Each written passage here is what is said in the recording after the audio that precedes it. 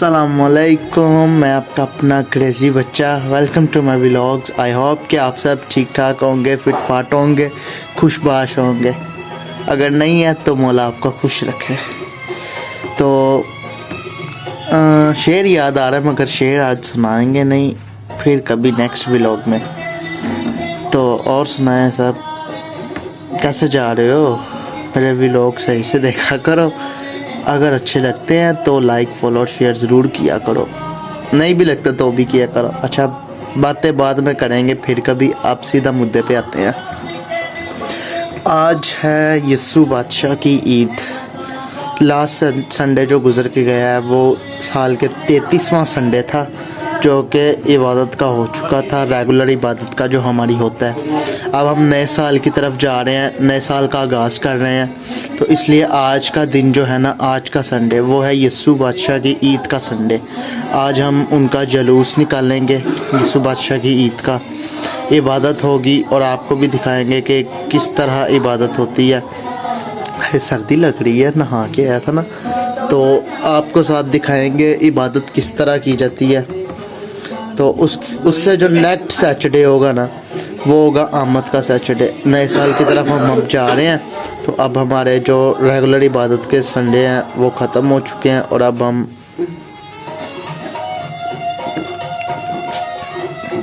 नए साल के संडे की तरफ जा रहे हैं।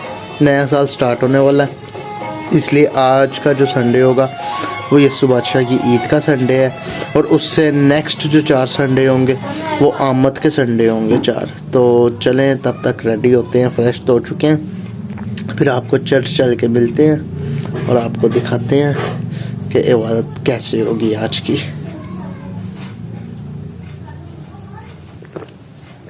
पीना तो नहीं किसी ने? अगर पीना तो अपने पैसों से आप पियो। आय हाय हाय हाय। और ये हम रेडी हो चुके हैं, अब हम जा रहे हैं चर्च की तरफ, और चर्च जाकर आपको मिलेंगे। वैसे मुझे ना कमेंट करके ना सोनी सोनी कुड़ियाँ बताना कि मैं नोना भी लग रहा हूँ या खोजा ही लग रहा हूँ। हाँ, लग तो मैं माशाल्लाह से बड़ा सोना ही रहा हूँ, लुक तो हमारी बड़ी कमाल की है। तो बताओ तो चर्च जाना है और कैसी हरकतें कर रहे हो, अल्लाह माफ़ करे। तो अब हम चर्च चलते हैं, तो फिर वहाँ पर जाकर आपसे मिलते हैं। तब तक के लिए हम चर्च में आ चुके हुए हैं, और अब ये बस पीछे आप लोग देख सकते हैं रश कितना है। ये बस थोड़ी देर तक जुलूस वगैरह जो है ना वो निकलने लगा है, तो आपको साथ ही जुलूस दिखाते हैं कि कैसे निकलेगा। उसको इस्तकबाल किया बड़े अच्छे तरीके से, उसे खुश आमदीद कहा। और ख़ास तौर पर आज हम याद करते हैं, अपने तमाम रहनुमाओं के लिए भी दुआ करते हैं कि वो यस्सु बादशाह के नक्शे कदम पर चलते हुए अपने लोगों की जानो माल, आबरू, इज्जत और उनके लिए जो है इंसाफ के हवाले से हर लिहाज से अपने लोगों की जो है अच्छे तरीके से केयर कर सकें। अभी सब हम जो है जुलूस की सूरत में जाएंगे, और जुलूस ऐसा होना चाहिए कि यस्सु की बादशाह जो है वो उस दुनिया में नजर आए। यस्सु कहता है कि खुदा की बादशाह जो है वो तुम्हारे दरमियान है। आए हम उसकी बादशाह के अलमबरदार होते हुए, उस बादशाह के शहरी होते हुए जो है उसकी बादशाह को अपने गली मोहल्लों में, अपने जहाँ पर हम रहते हैं, अपने पैरिश में जो है कायम करने का वसीला बने। वे हम अपने सरों को झुकाते हैं, दुआ मांगते हैं। कादर मुतलिक और असली खुदा, हम तेरे नहायत शुक्रगुजार हैं, खासतौर पर आज के इस खूबसूरत दिन के लिए कि जब हम यस्सु बादशाह को, कायनात के बादशाह की ईद मनाते हैं। खासतौर पर शुक्रिया अदा करते हैं अपने सारे मोमिनीन के लिए कि जो यस्सु बादशाह के इस बात को ऐलान करने के लिए आज गिरजाघर में मौजूद है, इनका इस इबादत में, इस जुलूस में शामिल होना इनके घरानों के लिए बरकत का वाहिद बने, और खासतौर पर हम खुदा की बादशाह को दुनिया में कायम करने का वसीला बने, और हमेशा उसकी बादशाह का प्रचार करते रहे। मसीह हमारे खुदा के वसीले से आमीन। अभी सबसे बेहतर होगा और सारे वर्षों को के साथ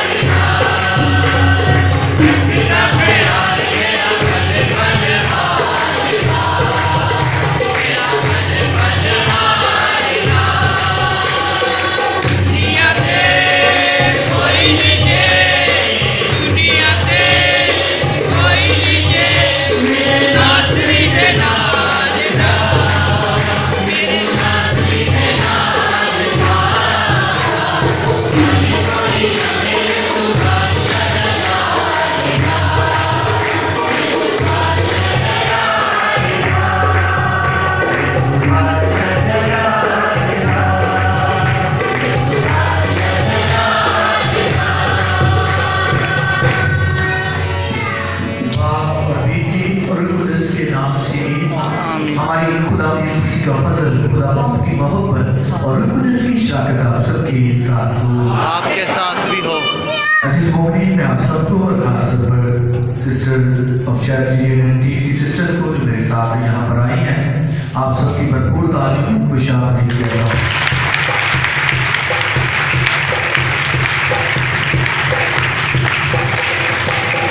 इसके साथ साथ आप सब मोमिनीन के लिए आज बड़ी खुशी का दिन है।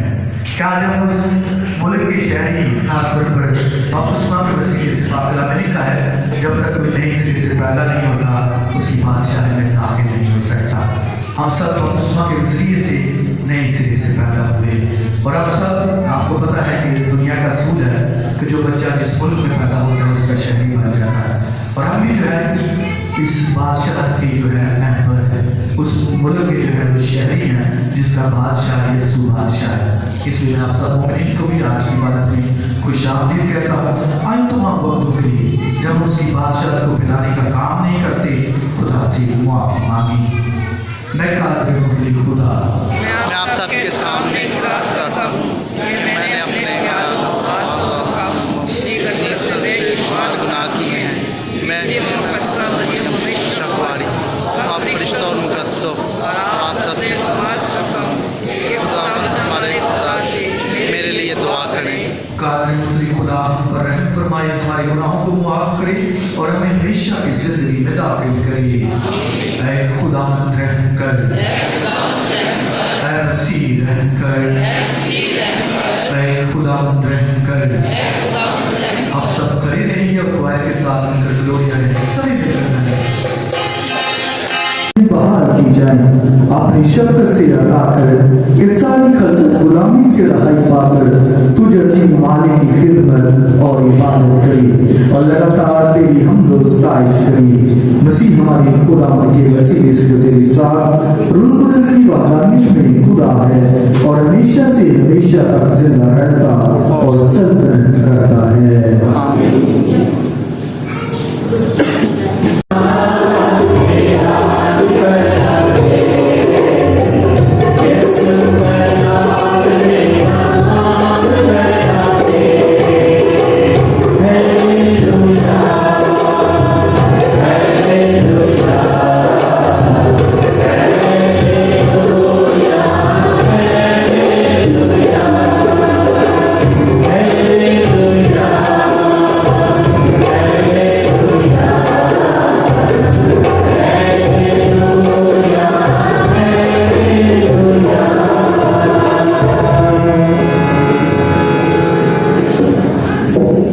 खुदा आपके साथ हो, आपके साथ भी हो। हमारे लिए आज की पाक अंजील बाप का मुकद्दस लूका।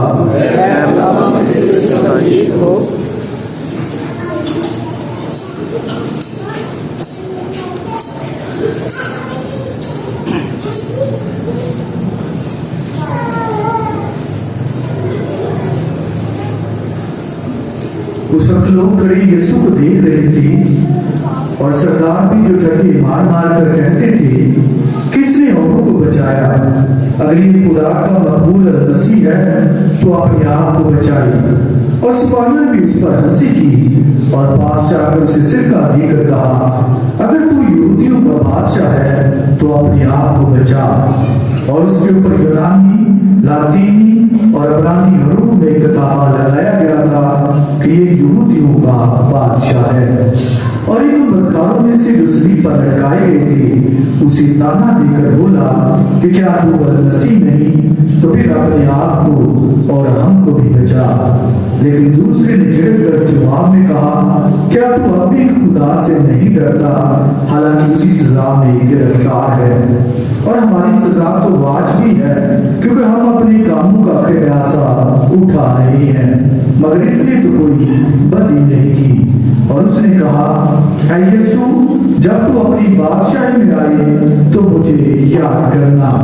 और यीशु ने उसे कहा, मैं तुझसे सच कहता हूँ कि आज ही तू मेरे साथ फिरदौस में होगा।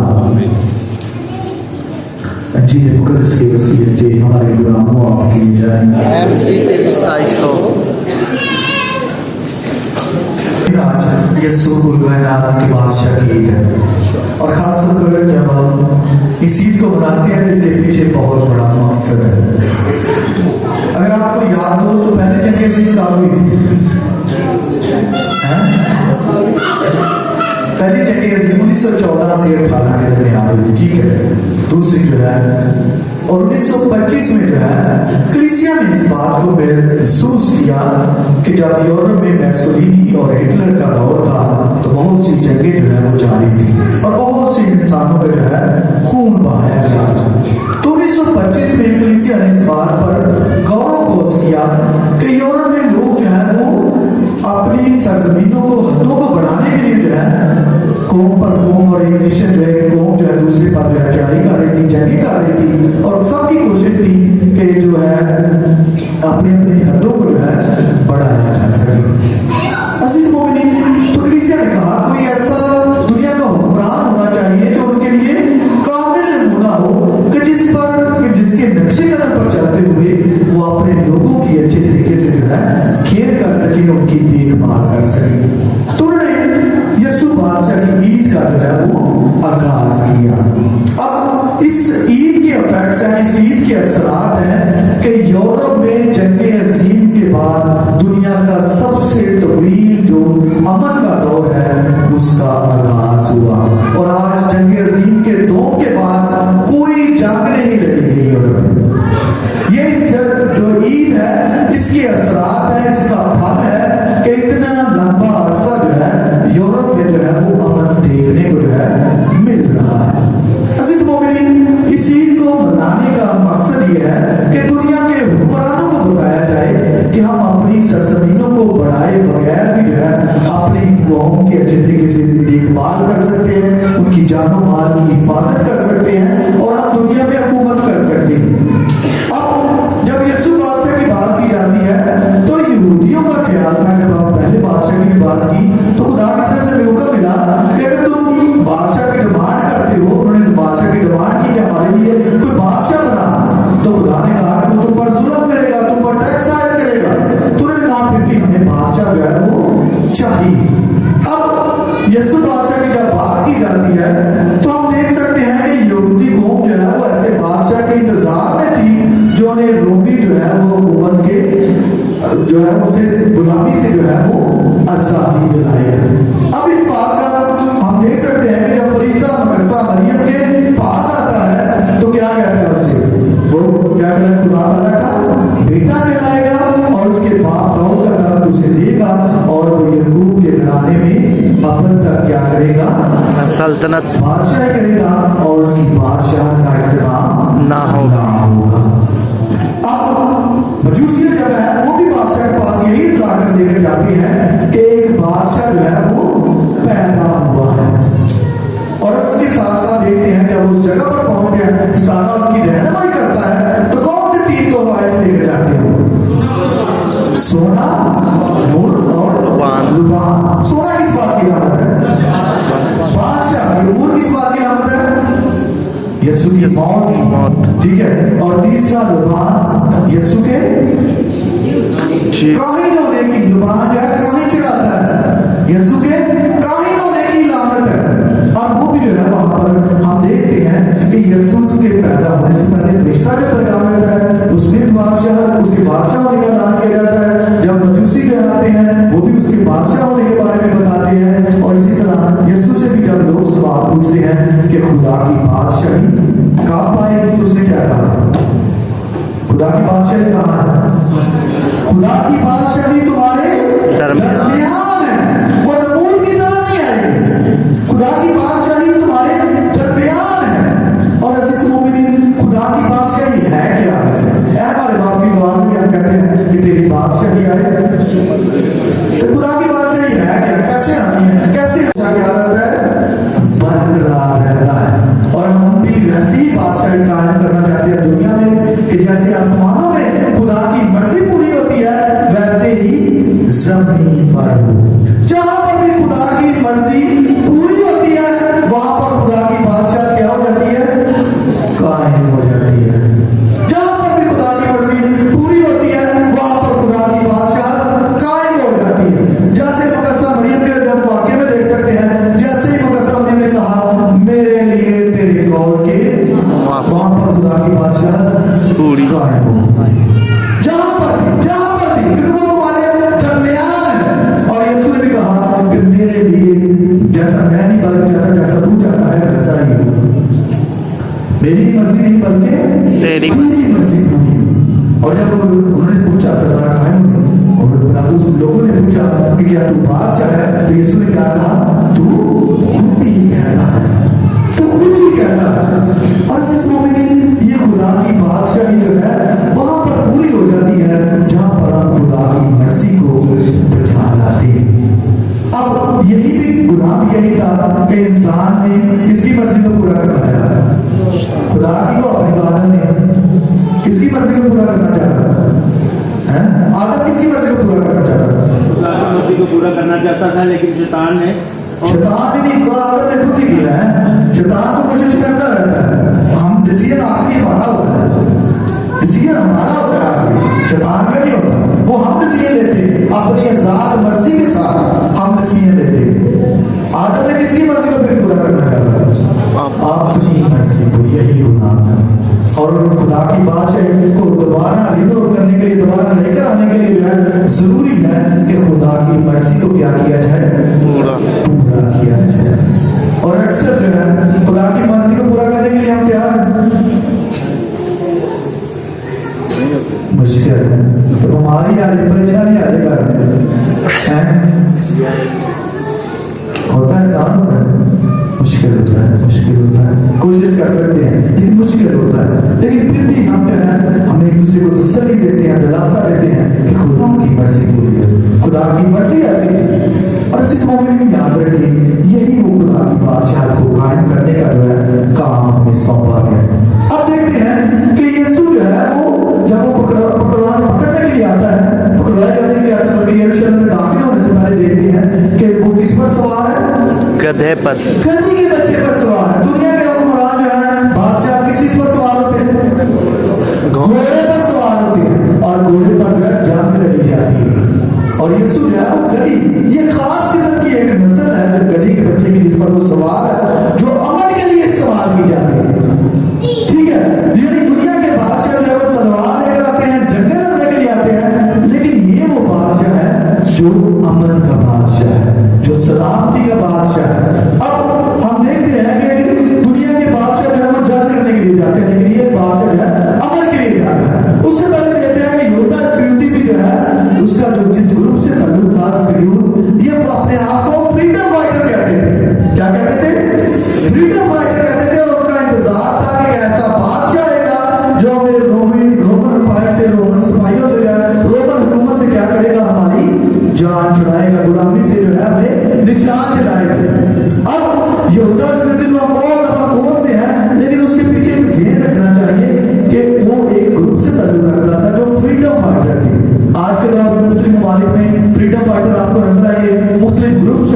जो आज भी आजादी की क्या कर रहे हैं, जंग लड़ रहे हैं। शाबाश। ये भी जो है उस ग्रुप से ताल्लुक रखता था। उनका ख्याल था कि यीशु बादशाह जब आएगा, मसीह आएगा, तो उनको क्या करेगा, रोमन हुकूमत से क्या करेगा, गुलामी से आजादी दिलाएगा। अब वो क्या हुआ कि वो उसको यीशु जो है, यीशु का उनके साथ टाकरा करवाने के लिए योद्धा स्मृति लेकर जाता है कि जिसका मैं भरोसा लूंगा वही है, जिसका मैं भरोसा लूंगा वही है। और ये चाहता था, उसके ध्यान में था कि यीशु क्या करेगा, उनके साथ जंग करेगा और हम जीत जाएंगे और हमारी हुकूमत जो है वो कायम हो जाएगी। लेकिन यीशु यहाँ पर क्या करता है, तलवार निकालता है। पतरस क्या करता है, तलवार को म्यान में डाल दे। मेरी बादशाहत इस दुनिया की नहीं है।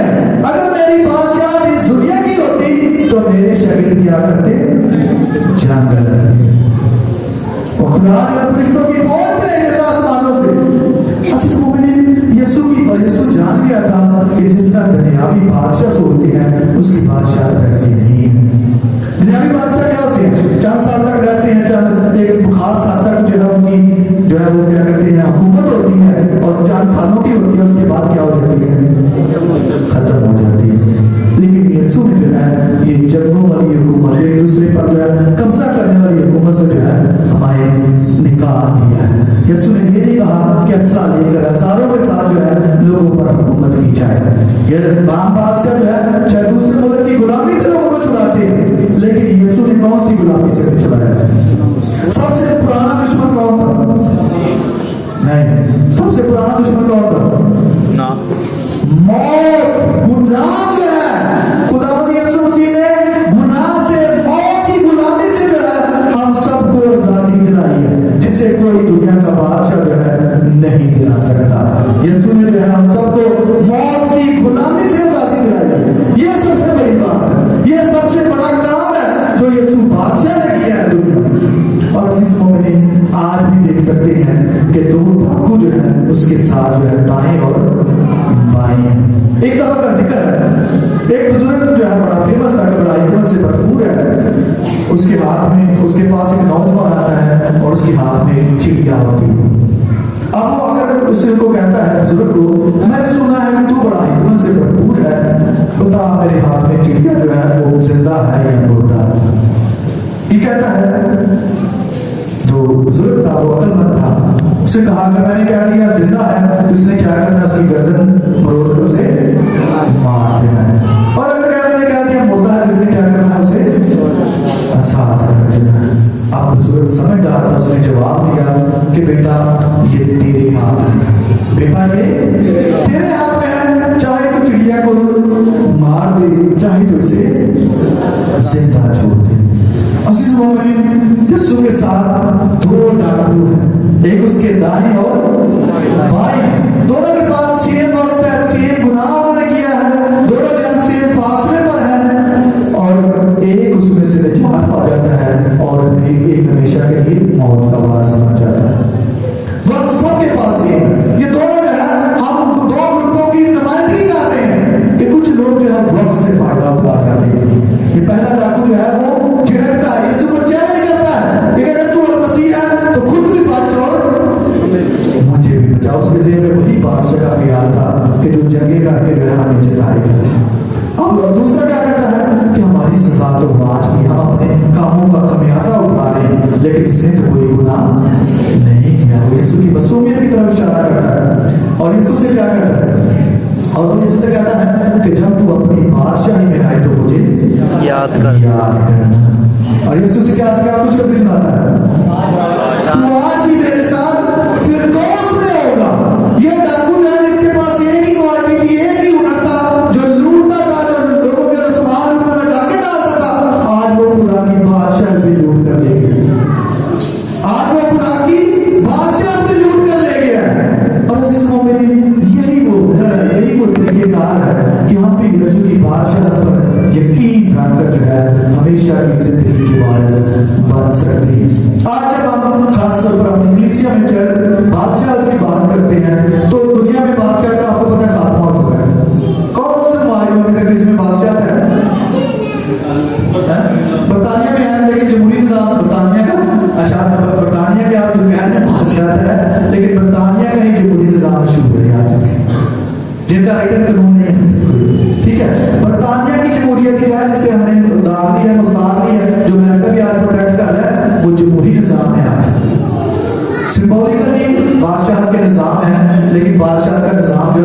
क्या हो चुका है?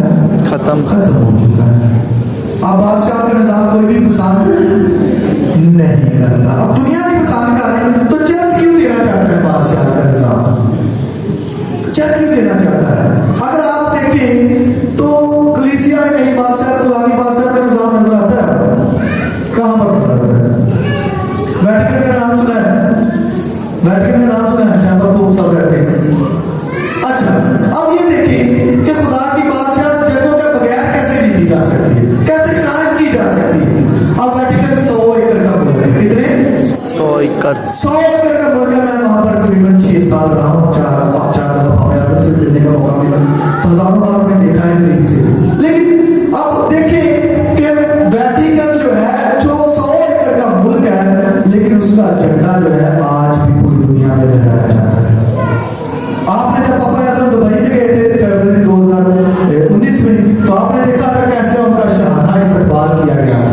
आज बहरीन में देखा था कि कितने खूबसूरत तरीके से जो है पापा आजम को खुशामदीद कहा गया, क्योंकि वो यीशु का जो है पैरोकार है, उसका जानशीन है, उसका नुमाइंदा है। ये है वो बादशाह की ताकत कि वो किसी भी मुल्क में जाता है तो उस मुल्क में जो है वो रोड बंद हो जाते हैं, ब्लॉक हो जाते हैं, उस मुल्क की एक्टिविटी खत्म हो जाती है। ये बगैर किसी जंगों के है, बगैर किसी लड़ाई के है, बगैर किसी, ये है वो हकीकी बादशाह जिसको हम सब ने क्या करना है? कायम करना। मैंने पहले बताया कि जिस मुल्क में जो बच्चा पैदा होता है उसे उसकी नेशनलिटी क्या मिल जाती है? मिल जाती है। तो हम सब भी पाकला में लिखा है जब तक कोई नए सिरे से पैदा नहीं होगा वो खुदा की बादशाह में दाखिल नहीं होगा। तो ये सारे नए सिरे से पैदा हो गया नहीं? कैसे पैदा हुए थे? बपतिस्मे से। बपतिस्मा के जरिए से। आप सब उस बादशाह के, उस मुल्क के शहरी हैं जिसका बादशाह जो है यीशु बादशाह है। और अब आप पर फर्ज है कि आप उसकी बादशाह को कायम रखने के लिए, अगर हम मानते हैं कि यीशु बादशाह है तो उसकी बादशाह को अब कायम करना, उसकी बादशाह को अपनी जिंदगी में दिखाना किनका फर्ज है? हमारा। किनका फर्ज है? हमारा फर्ज है। अब हमें जरूरत नहीं कि हम बताते फिर पाकिस्तान में ये है वो है। हम पहले अपने मोहल्लों में, अपने इदारों में, अपने पैरशों में बताएं कि हम यीशु की बादशाह के मुल्क के शहरी हैं। हम खुदा के बेटियां और बेटे हैं। हम अपनी जिंदगी से बताएं हमारी गली वालों में कभी कोई क्राइम ना हो, हमारी गली वालों में कभी कोई चोरी ना हो, हमारी गली वालों में कभी कोई लड़ाई ना हो। तो फिर दुनिया को पता चलेगा इन लोगों का कोई और सिस्टम है, इन लोगों का निजाम कुछ और है। ऐसा हो सकता है कि नहीं? सारी जरूरत है कि किसी नस्ल की खुदा की बादशाह इतने नहीं होते हैं। फिर क्यों खुदा की बादशाह हमारे दरमियान? यही हमारा चैलेंज है। ये आप सबके लिए आज चैलेंज है कि अगर आप समझते हैं कि हम यीशु जो है पूरी कायनात का बादशाह है और हम सब उस मुल्क के शहरी हैं, तो हम सबको खुदा की बादशाह, हम किसी भी हैसियत में, किसी भी मुकाम में, हमें उसकी बादशाह को क्या करना है? आज खासतौर पर लीडरान के लिए बड़ा अहम दिन है। लीडरान के लिए भी बड़ा मैसेज है, चाहे वो मजहबी रहनुमा है, सियासी रहनुमा है, गली मोहल्ले में रहनुमा है, एल्डर से बाहर है, सिस्टर से बाहर है, कोई भी, इनके लिए भी आज बहुत बड़ा मैसेज है कि खुदा की बादशाह कैसी होगी? कैसी होगी? वैसे अमन की बादशाह होगी, सुलह की बादशाह होगी, इंसाफ की बादशाह होगी, सदाकत की होगी, अदल की बादशाह होगी। अगर चर्च जो है आज दुनिया में कहीं भी नाइंसाफी होती है, चर्च जो है उसके लिए आवाज नहीं उठाता, तो अपनी मोरल जिम्मेदारी पूरी नहीं करता। हमारे लीडरान के लिए भी जरूरी है कि हम भी ऐसे लोगों की आवाज बने जो बेआवाज है, क्योंकि हमने खुदा की बादशाह को कायम करने के लिए जो है अपना किरदार जो है वो अदा करना है। इसलिए पापा ऐसा दुनिया में कोई भी मसला हो तो उनकी अखलाकी जिम्मेदारी है कि वो उसके खिलाफ क्या करें? आवाज उठाए। इसलिए हम सब की भी जिम्मेदारी है कि जो हम कलीसिया में रहनुमा, सियासी रहनुमा, क्या हम इस नाइंसाफी के खिलाफ आवाज उठाएं ताकि खुदा की बादशाह जो इंसाफ की बादशाह है उसे कायम करने का वसीला बने। आए अपने घरों में बताएं कि हमारा घर जो है ये खुदा की बादशाह का मकाम है, जहाँ सिर्फ खुदा की मर्जी जो है वो पूरी की जाती है, खुदा की मर्जी के मुताबिक जो है जिया जाता है, जिंदगी गुजारी जाती है। तो हम लोग जो है हमें जरूरत नहीं पड़ेगी खुदा की बादशाह वहां है या नहीं है, फिर हम जो है खुदा की बादशाह के मेंबर बन जाए, खुदा की बेटियां और बेटे बन जाए, क्योंकि सारा कुछ जो है उसी का है, क्योंकि सारा कुछ उसी के जरिए से बनाया गया है। अजीज मोमिन, मेरी दुआ है कि हम सब जो है अमन के पैगंबर बन जाए, अपने इंसाफ के पैगंबर बन जाए, ताकि जहां भी जाए वहां पर खुदा की बादशाह को पूरा कायम कर सके। फिर ये किसी जगह पर किसी मुल्क पर हुकूमत या जंग करने की जो है जरूरत नहीं पड़ेगी। और यही वो फरूक है कि आज आप यूरोप के एक मुल्क से दूसरे मुल्क में एंटर हो जाते हैं, आपको पता नहीं चलता, क्योंकि आप उनका बॉर्डर नहीं है। अब उन्होंने सीख लिया है कि खुदा की बादशाह जो है वो ज्यादा है, ये मुल्क ये दुनिया जो है ये आज से सब कुछ खत्म हो जाना है। आप देखिए, आप यूरोप में कहीं भी किसी भी मुल्क में चले जाए, आपको पता नहीं चलता आपने एक मुल्क का बॉर्डर क्रॉस करके दूसरे मुल्क में आ गए। आज भी देखिए इंडिया पाकिस्तान में आज भी हजारों जाने इसी वजह से जा रही है कि सिर्फ क्या है, सियाचिन पे कुछ नहीं, बर्फ सिर्फ किस लिए जाने जा रही है कि थोड़ी सी फैक्ट्री जो है दूसरे मुल्क में न चली जाए। लाखों के हिसाब से, करोड़ों के हिसाब से जो है वहां पर पैसा जो है खर्च हो रहा है। अजीज मोमिन, ऐसी बादशाह कायम करे जहाँ पर इंसानों की कदर हो, इंसानियों की वैल्यू हो, जहाँ पर इंसानी खून जो है सिर्फ जगह के सूद के लिए बहाया न जाए। आपने घरों में भी देखी, बात हमारे भी प्रॉपर्टी के बड़े मसले। कल परसों में एक छोटी सी पोस्ट देख रहा था जिसमें दो भाइयों की खबरें दिखाई गई थी कि दोनों भाइयों ने थोड़ी सी जगह के लिए एक दूसरे को जो है मार दिया। तो बाप ने दोनों को जो है एक को इस तरफ और एक को उस तरफ दफना दिया था, ताकि दुनिया के लिए इबरत बने कि जगह तो उतरी रहेगी, किसी दुनिया जानते रहे। अजीज मोमिन, कहीं ना कहीं ये बातें जो है हमें सीखनी होगी कि अब खुदा की बादशाह को कायम करने वाले बने। ये आर्जी चीजें, क्योंकि हम जो है जब बपतिस्मा के वादे करते हैं तो हम शैतान और उसकी जो शान शौकत है उसको क्या करते हैं, तलब करते हैं। ये हमने वादे किए थे हम सब। अब जो है हम खुदा के बेटियां और बेटे हैं। और खासतौर पर एक दफा का जिक्र है कि बादशाह ने ऐलान किया कि जो कुछ हासिल करना चाहता है मेरे कोर्ट में से, तख्त में से, दरबार में से हासिल कर। सब ने, किसी ने वो चीज उठा ली, किसी ने फलां चीज उठा ली, और एक शख्स बादशाह भी उठा लिया। उसने कहा इसका क्या मतलब है? मैंने कहा जिनको बादशाह है तो सारा कुछ मिलेगा, जिनको बादशाह है तो सारा कुछ मिलेगा। कहते पाकिस्तान ने लिखा है पहले तुम उसकी बादशाह ही ढूंढो तो दुनिया की सारी चीजें तुम्हें मिल जाएंगी। मेरी दुआ है कि खुदा आप सबको इस बादशाह में कायम और दायम करके और आप इसको गिराने का वसीला बने। मसीह हमारे खुदा के वसीले से आमीन।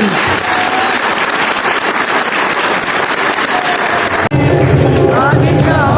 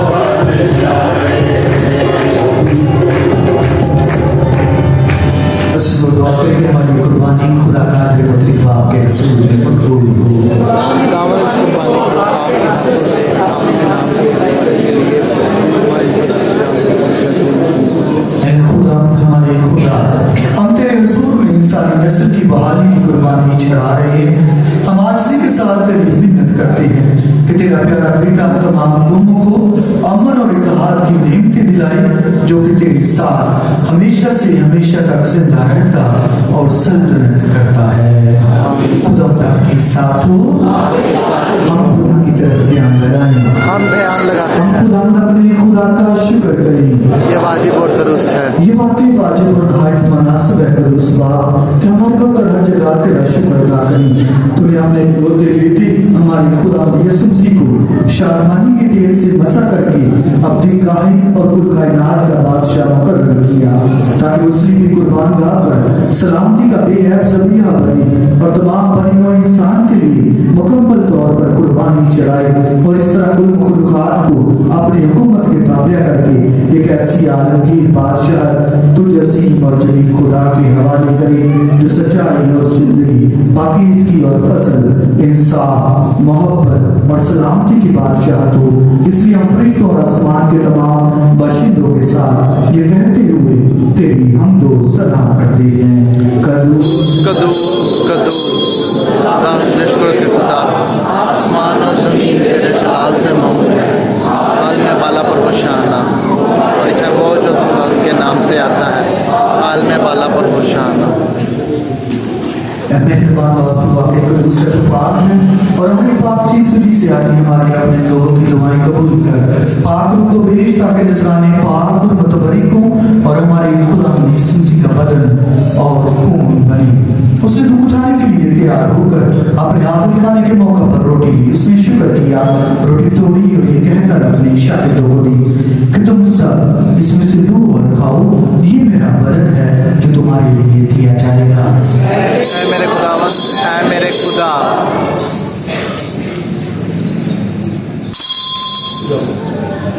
इसी तरह उसने खाने के बाद मैं का प्याला लिया, उसने दोबारा शुक्र किया और ये कहकर प्याला अपने शागिर्दों को दिया कि तुम सब इसमें से लो और पियो, नई और अबदी अहद में ये मेरे खून का प्याला है, जो तुम्हारे बल्कि बहुत से लोगों के गुनाहों की माफी के लिए बहाया जाएगा। मेरी याद में यही किया करो। ऐ मेरे खुदावन, ऐ मेरे खुदा। हमारे ईमान का वेद मौत का ऐलान करते हैं, हम तेरी क़यामत का इकरार करते हैं कि जब तक कि तू ना आए। बादशाह बाप, हम तेरे बेटे के मरने और जीतने को याद करते हैं। हम जिंदगी की रोटी और निजात का प्याला तेरे आगे पेश करते हैं।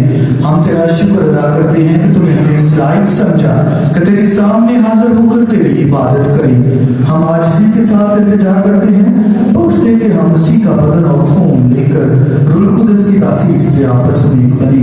ऐ खुदा, अपनी कलीसिया को याद कर और साथ ही हमारे रूहानी बाप को फ्रांसिस, हमारे बिशप सेबेस्टियन और अपने सब खादमों को याद कर।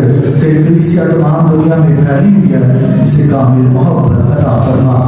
हमारे भाई और बहनों पर भी नजर कर, सलीम मसीह मरहूम पर जो जीवने की उम्मीद रखते हुए सो गए हैं, तमाम मरहूमों को याद कर और उनको अपनी रोशनी में कबूल फरमा। हम तुझसे मिन्नत करते हैं, हम सब पर रहम कर, ताकि हम खुदा की मुबारक माँ का वारी मरियम, हजरत यूसुफ, उनका नहायत पाक शौहर, मुबारक रसूल और उन सब मुकद्दसों के साथ जो इस जहां में तेरी मर्जी पूरी करते रहे, हमेशा इस जिंदगी में शरीक हो और तेरे बेटे यीशु मसीह के वसीले से तेरी हमदो सना कर सकें। उसी के जरिए, उसी के साथ और उसी में तुझका मुतलिक खुदा बाप को रूह कुदस की वहदानियत में कामिल इज्जत और ताज़ीम शान है, हमेशा से हमेशा तक। असल हम अपने निजात देने वाली से अदाए पाकर पूरे भरोसे के साथ उसी तरीके से दुआ करें जो खुदावन ने हमें सिखाया है। हमारे बाप, तू जो आसमान पर है, तेरा नाम पाक होना जाए, तेरी बादशाही आए, तेरी मर्जी जैसे आसमान पर हमारे रोज की रोटी आज हमें दे, और जिस तरह हम अपने रिश्तेदारों को बख्शते हैं।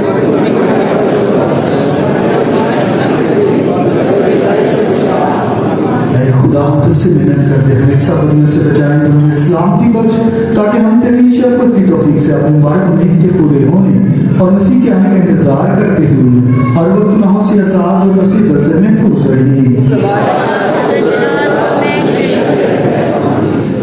खुदा यीशु मसीह, तूने अपने रसूलों से कहा कि मैं तुम्हारे पास सलामती छोड़ जाता हूँ।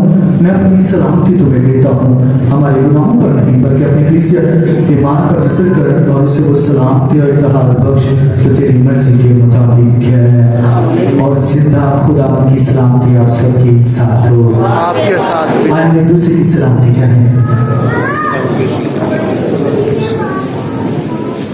हमारे खुदा यीशु के पाक खून का मिलाया जाना पातशाह करने वालों को हमेशा जिंदगी दिलाए। ऐ खुदा के बगैर जो जहाँ के गुनाह को उठाया जाता है हम पर ऐ खुदा के बगैर तू जो जहाँ के गुनाह को उठाया जाता है हमें उस नाम के खुदा के बगैर तू जो जहाँ के गुनाह को उठाया जाता है हम उस नाम के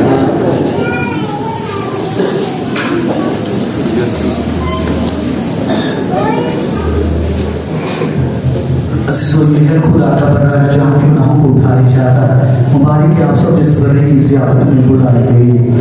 खुदावंद मैं इस लायक नहीं कि तू मेरे हाँ आए, लेकिन तू सिर्फ कह ही दे तो मेरी रूह शिफा पाएगी। इसी का बदला को मुझे हमेशा की जिंदगी के लिए महफूज रखे। आमीन।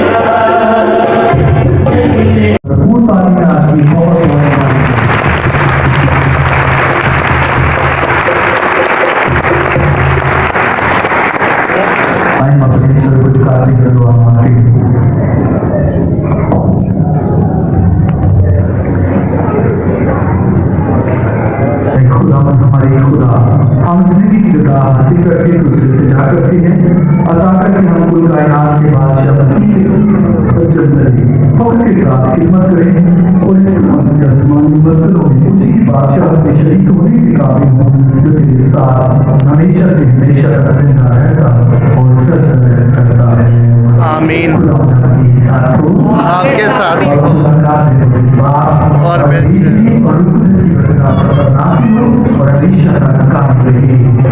हमारी आज की बात खत्म नहीं खुशी और सलामती से जाए।